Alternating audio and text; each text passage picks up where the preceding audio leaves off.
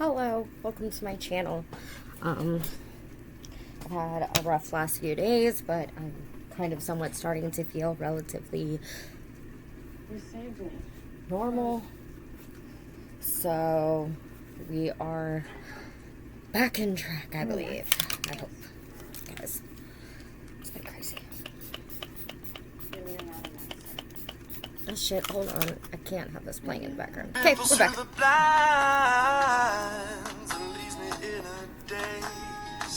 It's in the way her body moves me, the way she grabs me and intoxicates, until the signals in my mind forget to operate. She put the pressure in your fragile skull. I take my pleasure from her alcohol. She never give you any time at all. She just comes and goes. She knows she's got me living in a chemical. Hello everybody, welcome back to my channel and thank you for joining me for another Coffee and Crime Time. The case that we're talking about today has been highly requested in the comments of other videos, and going through the case, I understand why. It's technically been solved, the person responsible has been brought to justice, but there's still a lot about it that doesn't make complete sense. There's still questions, there's still aspects of it to discuss, so hopefully we can go through everything that we know about the case and try to see if we can't figure it out together. But before we dive in, let's have a word from the sponsor of today's video, Magellan TV. So if you're like me, and I think a lot of you are like me, and you love documentaries the way that I do, you probably have already exhausted most of your documentary options on streaming platforms. Maybe you've even watched some of them twice. Cue the staircase. That's why you should try Magellan TV, a documentary streaming service founded by filmmakers. Magellan TV has more true crime documentaries than any other platform, and every week they add 15 to 20 hours of new content, so you will never run out of something to watch. Every week I always get excited to pop into Magellan TV's new releases category, and recently they've put a bunch of stuff in there that I got really pumped about and ended up enjoying quite a bit. But we don't have an hour to talk about all of it, so if I had to recommend one thing to those of you who have already been watching Magellan TV or who plan to check it out, it would be Scotland's Murder Mysteries, where experts expose the truth behind Scotland's most brutal murders, revealing themes of love, greed, and jealousy that motivated these crimes. There are 8 riveting episodes in this documentary series, and I was captivated by each one of them, but I would say my favorite was the Jesse King episode. I really love I love anything history, but I like historical true crime. I like seeing how things were different back then. If you think our justice system is broken now, go on back to the 1800s, you know what I mean? So the Jesse King episode was definitely my favorite. I don't want to give anything away, but it's pretty crazy. Magellan TV is completely ad-free, and it can be watched anytime, anywhere on your television, cell phone, tablet, or laptop. It's also compatible with smart TVs, Roku, Amazon Fire TV, Apple TV, Google Play, and iOS. And they don't just have true crime content. They have amazing history content, some of my favorite science, nature, and travel documentaries that will keep you entertained and educated for hours. With an annual membership of just $59.98 a year, you'll only pay $4.99 a month for 3,500 hours worth of amazing documentaries. And if you click the link in the description box, you can try Magellan TV out for yourself for 1 month free, no strings attached, no contracts to sign. You can cancel anytime you want to, but I really don't think that you're gonna want to. Once you get in there and start seeing all they have and putting stuff in your queue, like to watch later, you're gonna be like, all right, I need more than 1 month. It's so good. Thank you so much to Magellan TV for sponsoring today's video, and let's dive in. On the morning of Saturday, April 16th, 2022, 51-year-old Glenn Van Nostrand was finishing up a walk with his 2 pet Rhodesian Ridgebacks through Forest Hills Park in Queens, New York. So he's walking his 2 dogs, and he spotted a black wheeled bag, and this bag was laying half on the grass and half on the pavement.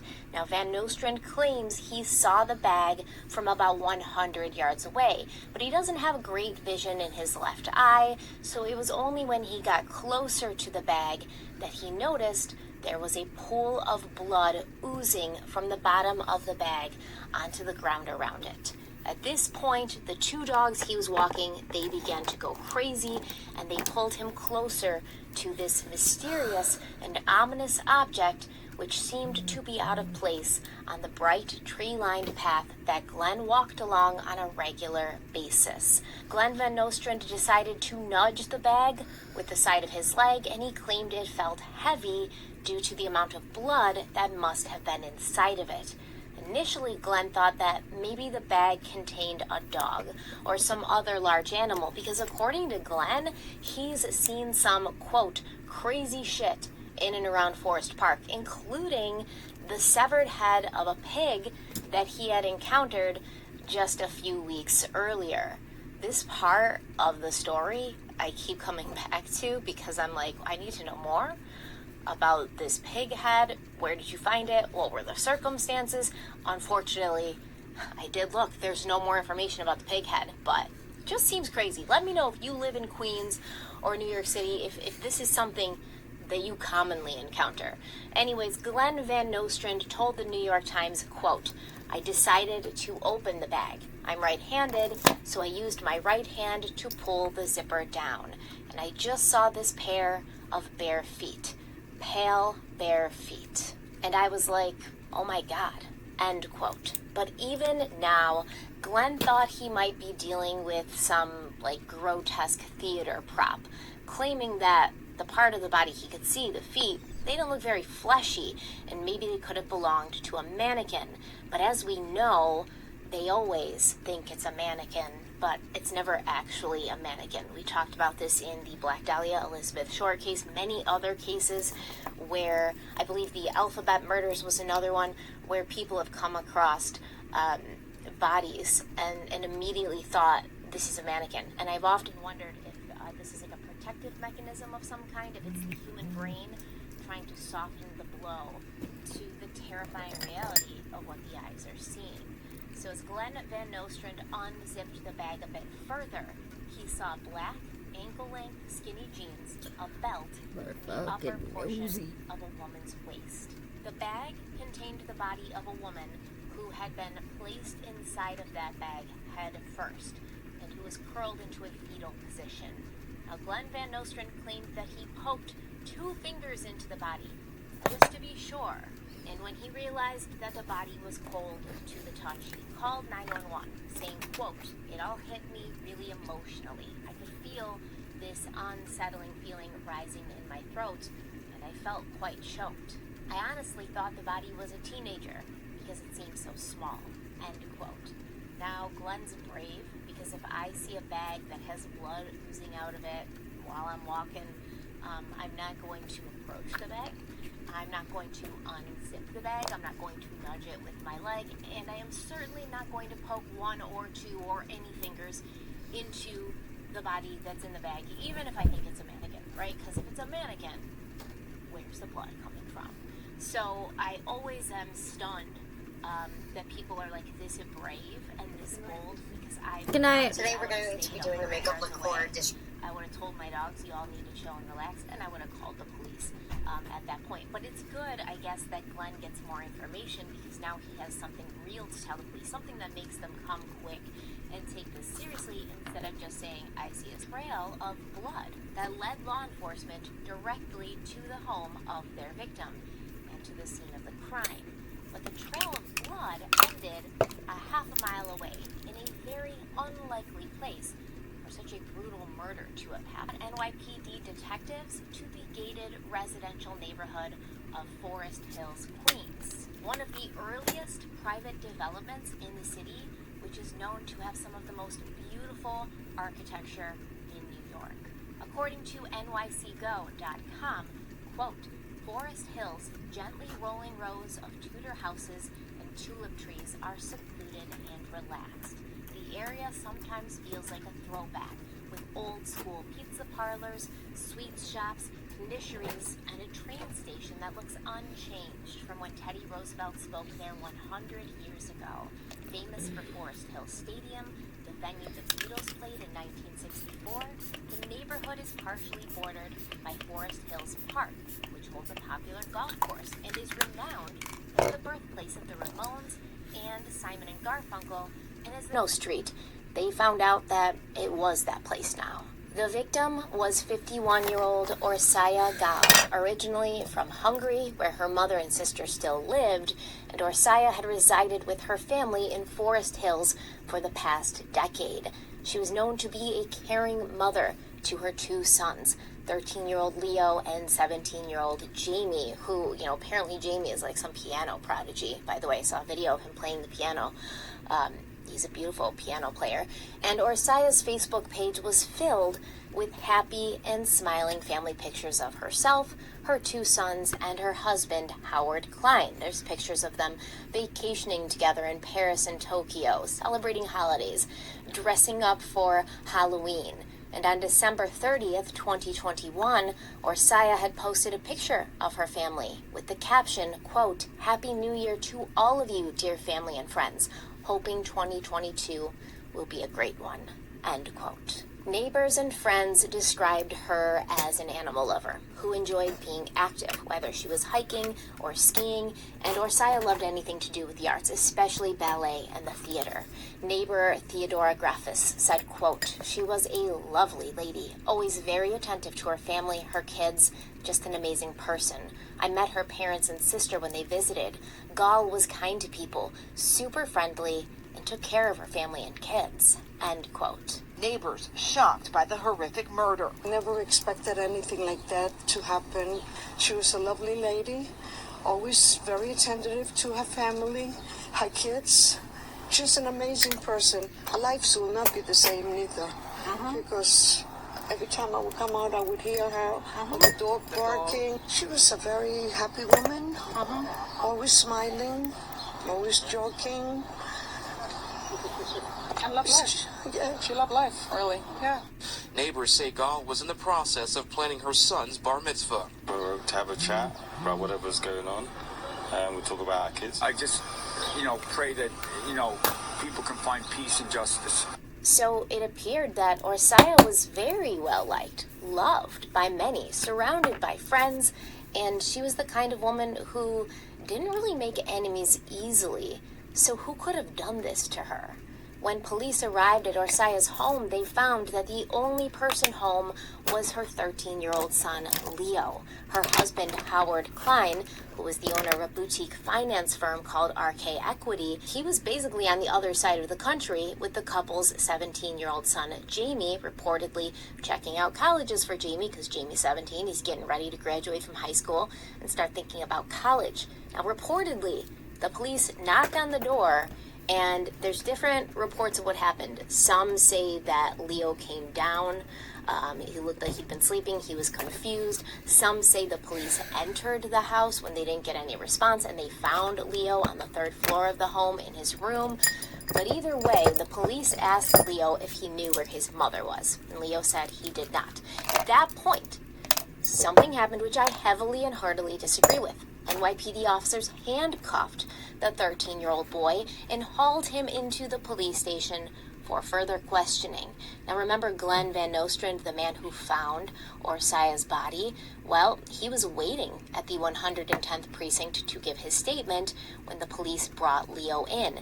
And Glenn told the Sun that Leo was dragged around the station, handcuffed, wearing no shoes and what appeared to be his pajamas. Glenn Van Nostrand said, quote, "His head was kind of down, like tilted forward a little. And I mean, he was brought right past me. It was about 1, 2, 3, and he was gone, wheeled around the corner of the train station and put in a room I couldn't see," end quote. Now, Leo was questioned and he was released later that evening. But the reason I think what they did to Leo was unconscionable is because this kid is 13. And while I understand having to view everyone being, potentially involved, he was the only one home, the trail of blood led to the home, I get it. There was also a very large chance that Leo had nothing to do with what happened to his mother. And I mean, that's what it turned out to be. He had nothing to do with what happened to his mother. He didn't even know that she was dead until the police basically arrested him. And in this case, what you're doing is you're further traumatizing a child who's just found out that his mother's been murdered.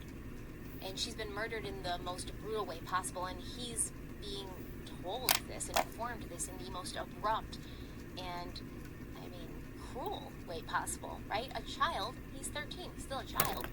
A child's going to need to be comforted in those moments, not handcuffed, dragged into the police station to be interrogated without either of his parents present. They didn't even let him put shoes on. They didn't even let him get dressed. I think it's a little ridiculous. I think it's a little bit of overkill, and I'm really disappointed because I really, my heart goes out to Leo, who has lost his mother, and on top of this, he finds out in the most horrendous way possible. They basically decided he was a suspect from the dead, and he was probably treated as a suspect at the police station, because I would think if it was kind of just some innocent questioning, they would have been like, yeah, kid, go on, put socks on, put some shoes on. Do you want to put some real clothes on, or do you want to stay in your pajamas? You know, I think that it would have been a little bit more kind.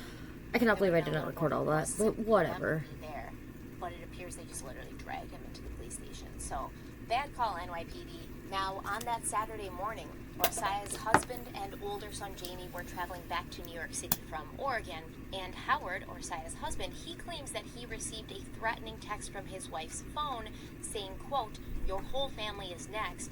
Your wife sent me to jail some years ago. I'm back," end quote.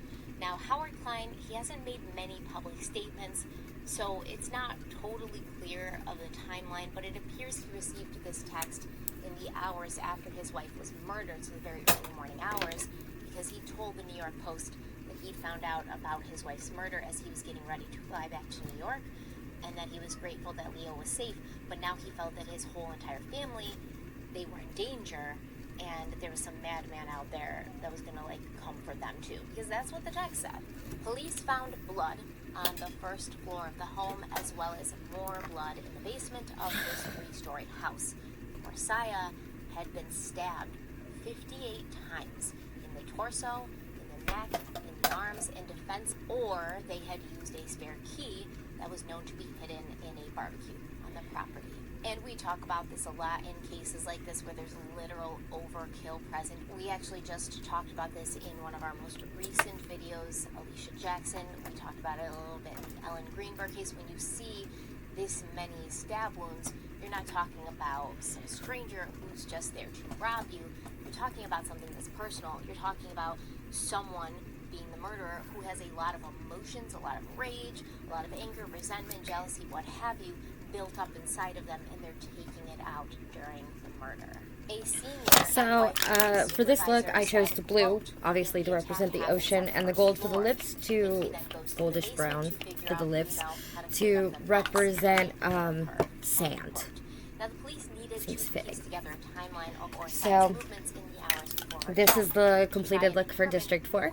Hope you enjoyed doing this with me today. And as always, please make the best choices for you in your life. And don't let anyone tell you what you can and can't do.